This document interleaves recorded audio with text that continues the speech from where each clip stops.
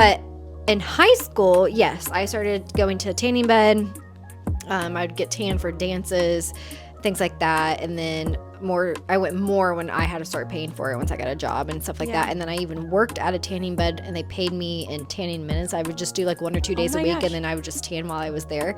And I don't know why I should have, because if you know me, you've ever seen me, I look like a chocolate chip cookie. I've got moles and freckles all over my body.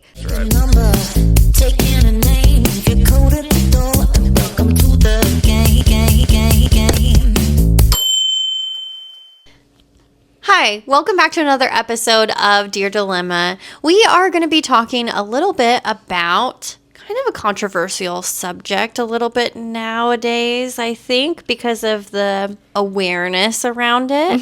So we kind of want to talk about going to the tanning bed versus getting self-tans or spray tans. Because there's dilemmas to both. There are, yeah. There's a bigger dilemma to tanning beds. Did you use the tanning bed a lot? Well, or have if you're asking me about my sun-kissed skin right now, I actually tanned myself last night. Tanned, like self-tanner? Oh, I self-tanned last night. Okay. Yeah, Loving Tan. Sponsor us. Anyways, and I hope I look okay. I feel like this is the best one I found. It doesn't look orange We've at come all. a long way from spray tans and self-tanner, because yes, there's still some out there that you put it on, you're like, oh my gosh, it looked like a Oompa Loompa. But I think of the Jersey Shore. Oh, yes. But we've come a long way, and you have to find what works for you, because what might work for you in your skin tone may not work for mine. Yeah. And it's a lot faster, but it doesn't last as long. That's the only frustration part is about self-tanning. But in high school, yes, I started going to a tanning bed. I'd get tan for dances, things like that. And then I went more when I had to start paying for it once I got a job and stuff like that. And then I even worked at a tanning bed and they paid me in tanning minutes. I would just do like 1 or 2 days a week, and then I would just tan while I was there. And I don't know why I should have, because if you know me, you've ever seen me, I look like a chocolate chip cookie. I've got moles and freckles all over my body. They're everywhere. So I should not do it. And I stopped probably college. Yeah, I stopped in college. That's when I worked at if you call it, worked at the tanning bed. Yeah. And then I started switching to self-tanners and spray tans, because my doctor was like, if you don't stop, like, you're going to get skin cancer and you're going to have to come see me like every 6 months. Yeah. Which is scary. I mean, we actually And it got expensive. Oh, yeah, for sure. Got more expensive. And we have a mutual friend that has actually had an area removed on like her whole neck. And she's like such an advocate now for like wearing sunscreen, don't go to the tanning bed, all that, because she's our age. She's in her 30s. You don't think about it. Yeah. You don't think about it when you're in high school and you're 16 and you're getting that great, I will say it's the best like 15, 20 minutes ever. But I do miss that part. Like, if I could just lay in a bed, just get me that warmth. Yeah, it does make you feel good, and it's relaxing and everything. But it's not worth your life. It's not worth ruining your skin over.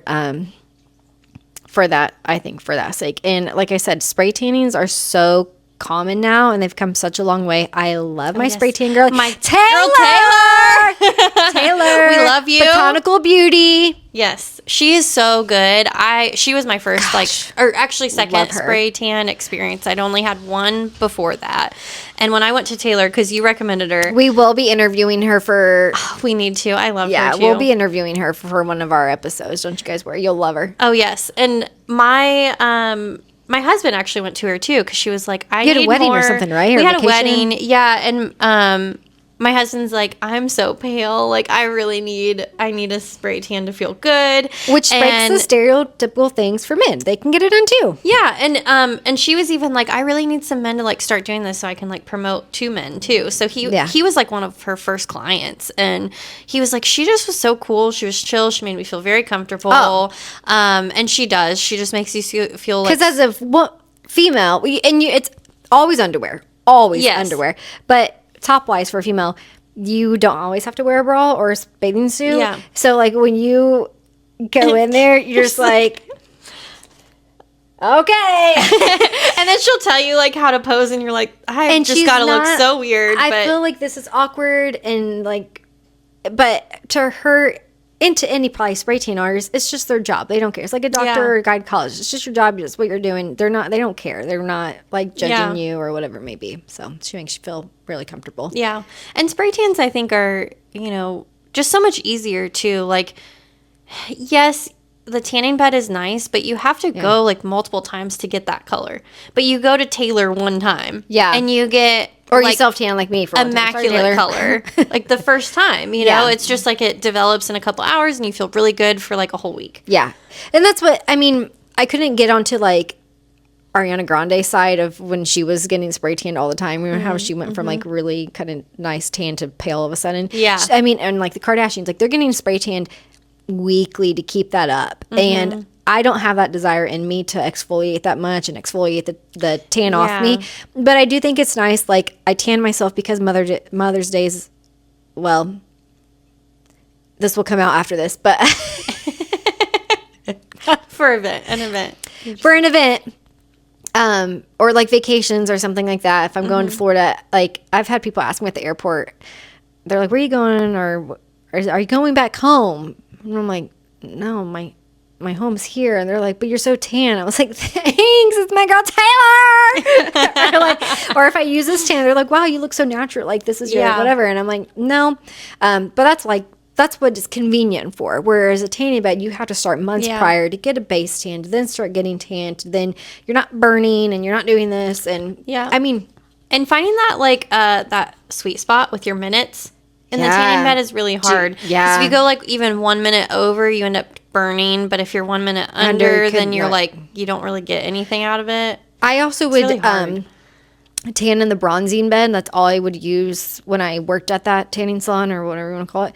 And then there's like photos of me that my mom would share of like whatever back in that time. And I'm like, ew, I look too like too dark, too bronze. Like someone should have been like, what's it called? Like, what do they call it? Like, blindness. If you get something done to your face, like Botox blindness or like eyebrow blindness. I think I had tan blindness. Like, I don't think I'm not like, wasn't, Jersey Shore type of awful. But to me now, looking back, I'm like, oh my gosh. It was like really dark. Yeah. Like someone should have been like, girl. The only thing with like self-tanner that I'm kind of on this weird rabbit hole probably for a while now, a couple years, but about the things that we put on our skin. Like I was thinking about that last night as I was baking. Yeah. Wait, baking in the tanning bed or like baking? No, like baking. Oh, baking. My fake tanner I have on. I call it baking. I'm like, well, I'm just because Zach was like, you look awful because your hair's up and you look darker than what you're. I was just imagining you baking a cake or something. I was just sitting there on the bed with the fan on me because I felt sticky because Taylor didn't do it and I didn't have that lovely the powder. Oh, the powder. I felt sticky, so I'm sitting on the bed and reading, and I'm like, I'm baking. It's like you bake for 2 hours. But I do wonder, like, there are some probably toxic ingredients in a lot of those. Yeah, I was thinking about that last night. And then I had a friend actually today. It's so funny. We were talking about self-tanner because her bachelorette party's coming up next weekend. And she's like, I'm definitely going to put on some self-tanner and blah, blah, blah. And she's like, I found this like holistic brand that doesn't have any toxins, like no parabens, no sulfates, no what's it called? Dyes, blah, blah, blah.